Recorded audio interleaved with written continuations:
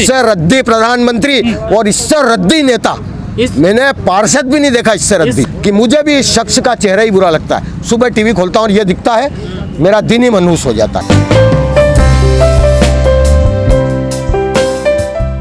मेरा कहने का मतलब ये है, और मैं ये कहना चाहता हूँ सरकार से, हमारे हुक्मरान से, आदरणीय मोदी जी से, कि ये कानून किसानों ने आपसे मांगा था क्या? छात्र नौकरी मांग रहे हैं, बच्चे लोग नौकरी मांग रहे हैं, ये महंगाई बढ़ रही है, आम जनता ये कह रही कि इतनी महंगाई होगी, त्रस्त हो चुके। आप लोग कमा रहे होगा, खा रहे होगे, क्योंकि आपको टीए भत्ता ये वो सब मिल रहा होगा, तो आप लोग कुछ नहीं कह पाओगे। पर जो 200-250 रुपये 300 रुपये कर रहा है, वो 180 रुपये का तेल कैसे लाएगा भैया? आटा कितना महंगा होगा, मतलब कैसे गुजारा होगा? मैं ये पूछ रहा हूँ। मोदी जी सदा ये कहते हैं कि मैंने कब्बसी धोए, मतलब क्या बोलते हैं वो, मैं चाय वाला था। तो आपने कब्बसी धोए तो उनका पहले दर्द समझो। मेरा मतलब ये, आप पहले, सबसे पहले जनमानस को लोग ये कहना चाहिए कि एक आदमी, एक नेता था जो खुदा बरोबर था, तुम उनका दर्द समझो। मेरा सिर्फ ये मतलब है। ये कुश्ती जो अभी स्वीटी, हमारी बेटी स्वीटी जो वहाँ पे लड़के आई है और उसने पदक किसानों के नाम करा, उनसे कुश्ती लड़ सकते हैं क्या? अगर सीना है तो इनके जैसे बॉर्डर पे भी आपको 56 इंच का सीना बताना पड़ेगा। इनमें बॉर्डर पे जो हमारे सैनिक है, उनमें हमारे काश्तकारों के बेटे भी है, भाई भी है, भतीजे भी है। ये इनको बगावत के लिए उकसा नहीं सकते हो आप, बगावत के लिए उकसा नहीं सकते हो कि नहीं, आपका आदेश मानने के लिए वो मजबूर नहीं है, क्योंकि उनमें हमारी संतानें भी, हमारे बेटे भी, हमारे भतीजे, हमारा रक्त भी है। तुमने सिर्फ चाय बेची और चाय भी नहीं बेची। कैसे निकलेगा? 6 महीने रास्ता, मेरी बात सुनो, बड़ा ये पिताजी हैं, इनको तो गंभीरता दिखाना पड़ेगी कि अगर हमारे बच्चे, अगर आप किसानों को अपनी जनता मानते हो तो अपनी संतान मान लो, बेटा मान लो, और एक बात उनकी रख दो, उनकी मान लो। उनने तो ये कानून मांगा नहीं था ना। मैं ये कह रहा हूँ अगर मांगा है तो आप जबरदस्ती इन बच्चों को पहले नौकरी दे दो, और नहीं तो सिर्फ मुझे 2 दिन आप यहाँ, आप प्रधानमंत्री रहो, सिर्फ मुझे सलाहकार रखो। 50 लाख अगर नौकरी नहीं दूं, आपके डिपार्टमेंट में कितनी खाली है, कितनी खाली है? मैं बताऊं, मैं पढ़ा लिखा आदमी हूँ, क्वालिफाइड आदमी हूँ, और देश विदेश का साहित्य पढ़ा है मैंने। मोदी जी ने नहीं पढ़ा। अभी धर्म के 2 क्वेश्चन पूछूंगा सिर्फ, जिनके आप भी उत्तर दे सकते हो, ये भी दे सकते हो, ये भी दे सकते हैं, पर तुरंत आप नहीं दे सकते हो। अभी मोदी जी से पूछता हूँ, इतने ज्ञानचंद है तो सिर्फ धर्म के 2 उत्तर दे दो मेरे को, और तो सब छोड़ो, साहित्य वाहित्य तो उनने पढ़ा ही नहीं, फर्जी डिग्री है। पूरे भारतवर्ष में कौन से विश्वविद्यालय में उनने जिस सब्जेक्ट में एमए करा, किस विश्वविद्यालय में? कमलेश जी, जो हमारे देश की युवा पीढ़ी है, हाँ। वो कहती है कि बेशक कितनी ही महंगाई हो जाए, हाँ। मजबूत हाथों में है आज। मजबूत में कौन सा है? वो चीन तो तुम्हारे घर में घुस गया, तुम बांग्लादेश के हो गए। एक तरफ तो तुम मुसलमानों को ये कहते हो, उनके भक्त कह रहे हैं कि मुसलमान हमारे दुश्मन, हमारे तो नहीं है। टीवी चैनल कहते हैं कि मोदी जी की दाढ़ी से पाकिस्तान थर्राता है, अभी रविन्द्रनाथ टैगोर बनने गए थे, आपने देखा? एक न्यू फोटो खिंचाते हैं स्वामी विवेकानंद जैसे, विवेकानंद बन गए क्या है? सुभाष चंद्र बोस का पहले कहा था कि सारी फाइलें ला दूंगा, ला लेके आए, बैठ रहा हूँ, एक्शन बता रहा था उनके। सुभाष चंद्र बोस की फाइलें खोल दी। आज हमारे देश का जो पहला प्रधानमंत्री था, आज़ाद भारत जब हुआ ही था, हमारा हिटलर ने साथ दिया। हम कैसे कहें कि वो बुरा है?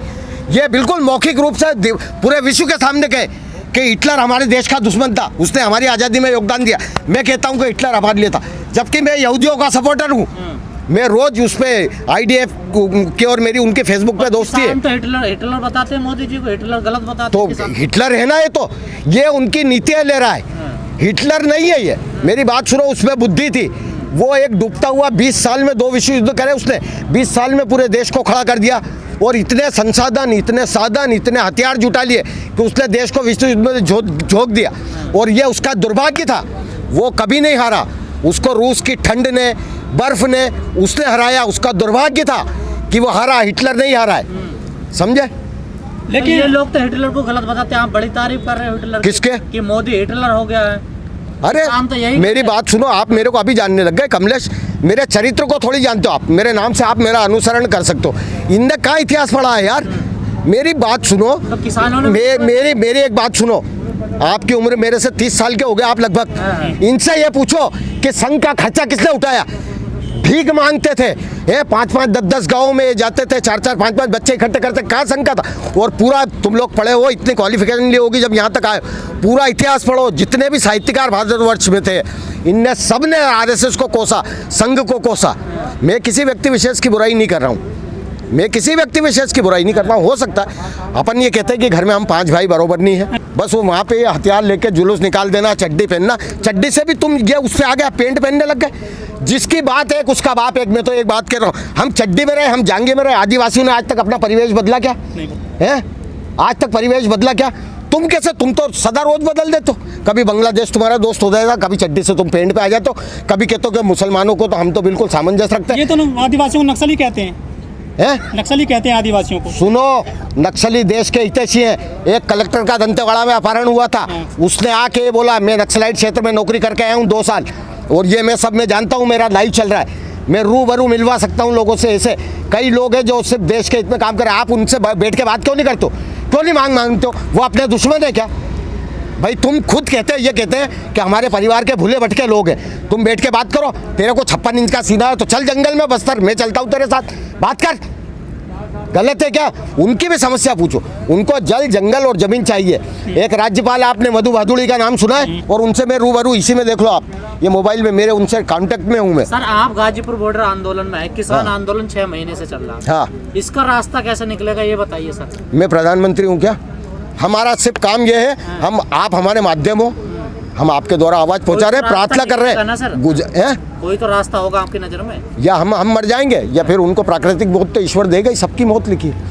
आज नहीं तो जब हारेंगे, जब जीत जाएंगे, जब ये प्रधानमंत्री जी सब स्वर्गीय हो जाएंगे, जब जीत जाएंगे। नहीं तो हम स्वर्गीय हो जाएंगे तो हमारे बच्चे आंदोलन करेंगे। हाँ, बात ये है कमलेश जी, भाई, हाँ। 7 साल के दौरान उम्मीद नहीं है जीत पाएंगे अभी। जो अहंकारी लोग होते हैं ना, हालांकि वो पराजित भी होते हैं। जैसे हिटलर, वो अहंकारी था, वो पराजित नहीं था, पर उसके अहंकार ने उसको पराजय पहुंचाई, उसको समाप्त करा और जर्मन को खत्म करा। ये इस तरह से ये अपनी नस्ल को खत्म कर रहा है। तो आपकी नज़र में कोई रास्ता नहीं है कि कोई? मेरी नज़र में बहुत सारे रास्ते हैं। हाँ, क्या है बताइए। मेरे नज़र में यही सबसे बुलाओ किसानों को। मैं ये नहीं कहता हूँ कि आप टिकैत जी को बुलाओ या वो चडूनी जी को बुलाओ, ये वो साधारण आप ये कह दो कि 5 आदमी सामान्य जन भेज, जैसे मैं उज्जैन से आया वैसे 1-1, 2-2 गरीब आदमियों को बुलाओ, ये इनसे सलाह करके जाए।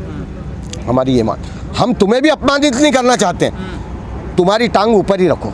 तुम देश के प्रधानमंत्री हो, हमको मालूम है कल फुटपाथ पे आना है तुम्हें, वो आना है, सब आ गए। पर सरकार तो किसान नहीं मान रही ना आपको, बिचौलिए बता रही है। किसको? आपको, जो लोग बॉर्डर पे बैठे हैं आंदोलन कर रहे हैं। मेरी बात सुनो, तो सबको कहेगी कि दलाल है। हम तो दलाल नहीं है, हम तो साहूकार हैं। बातचीत किससे होगी? क्या हम क्यों करें बात? सरकार को गरज हो तो वो हमारे पास आए, हम क्यों आए? आप कर रहे, सरकार कर रही है। हाँ तो हम कर रहे हैं, तो और नहीं, इनने नहीं करा क्या विपक्ष में रहे? तुम पत्रकार हो, तुम बताओ ये कितना हर टाइम तो रोड पे आ जाता था। ये एक टाइम तो अडवाणी जी के नेतृत्व में सारे सांसदों ने इस्तीफा दे दिया था रामास्वामी मजिस्ट्रेट के लिए, महाभियोग लाने के लिए है। तो जब कुछ नहीं, तो हमारा अधिकार है, हम नहीं प्रयोग कर सकते। सुनना नहीं सुनना तुम्हारा काम। नहीं चाहते, इसके सड़क पे बैठना चाहते हो हमेशा। रोटी इनसे तो नहीं मांग रहे, रोटी इनसे मांग रहे। आपके ये कितनी कारें जी पे जा रही, हम डिस्टर्ब कर रहे हैं, आप यहाँ आए, आपको कोई परेशानी है? किसान आंदोलन से आपको कोई, आम जनता को कोई दुख है? लोग गालियां दे रहे हैं वो आपको, जी भर के दो। रोड बंद करके बैठे हैं किसान। कौन सा रोड है आप बताओ ना, तो आप क्यों नहीं बता रहे तो हो? रोड पे बैठे हो। अरे आप लेके आओ मुझे यहाँ, में आपने बिठाया मुझे, मेरा इंटरव्यू ले रहे हो आप? हाँ, तो हैं? रोड पर है ना ये आंदोलन चल। अरे रोड पे है तो तुम्हारी मर्जी, तुम पत्रकार हो, कहीं भी ले सकते हो। हैं? नहीं, किसान रोड पर बैठे हैं, नहीं बैठे। कहाँ पे बैठे हैं ये बताओ? एक जगह हमारे खेत में नहीं बैठ सकते, हमारे जंगल में नहीं बैठ सकते? मेरी बात सुनो, प्रधानमंत्री आप प्रधान सेवक हो, देश के नौकर हो, तुम्हारे बाप का देश नहीं है कि तुम इसको कह दोगे वहाँ मत जा, वहाँ मत जा। है ये लॉकडाउन 2 बार करा, 2 दिन बाद हो सकता था। पहले जनता को 2 दिन ट्रेन फ्री कर देते, बसें फ्री कर देते, सब जनता अपने अपने घर चली जाए, कोई भूखा नहीं मरता, सब अपने। आपको मालूम है 1500 1700 किलोमीटर दूर बच्चे दौड़े, और आप लोगों ने लाइव दिखाया। जब आपको दया नहीं आई है कि हमारा इतना अच्छा प्रधानमंत्री मेरा पिया देश में आया, ऐसे गाने आप भी गा लेते? आपको भी ये करना चाहिए था, अभिमान करना चाहिए कि इतना अच्छा प्रधानमंत्री मिला। इससे रद्दी प्रधानमंत्री और इससे रद्दी नेता मैंने पार्षद भी नहीं देखा। इससे रद्दी। इस सरकार का कोई अच्छा काम बताओगे आप? अच्छा काम मैं काय को बताऊं? मैं तो इनका विरोधी हूँ, मैं तो इनका विरोधी हूँ।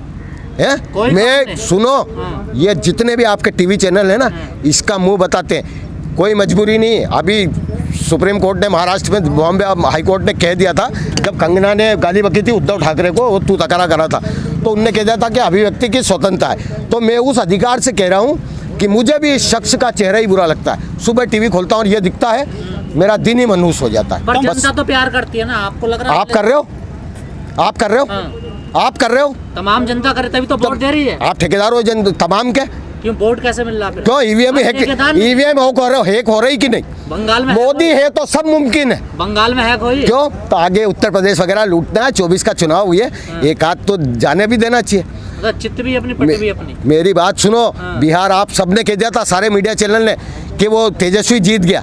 क्यों जीत गया? 2-4 सीट का हेरफेर में सब होता है भाई, सब होता है। तो क्यों वो? मेरी बात सुनो, मर्द रोते नहीं हैं। पहली बात, मर्दों के आंखों में आंसू नहीं आते हैं, उसके मन में मानवीय करुणा जरूर रहती है और वह कुछ करके बताता है। जिनके हृदय में मानवीय करुणा है, अगर मेरे को अभी ठोकर लगी और मैं गिर पड़ा, आपके हृदय में मानवीय करुणा होगी तो आप उठाओगे। ये बच्चों के हित में बोलते हैं, मन की बात कहते हैं, ये कहते सुनता कौन है? और कौन सी हकीकत बात करी है? कितनी बाई के गाँव में कि ये अच्छा काम कर रही हूँ, अरे उनकी आर्थिक मदद करो, उनका जीवन स्तर उठाओ।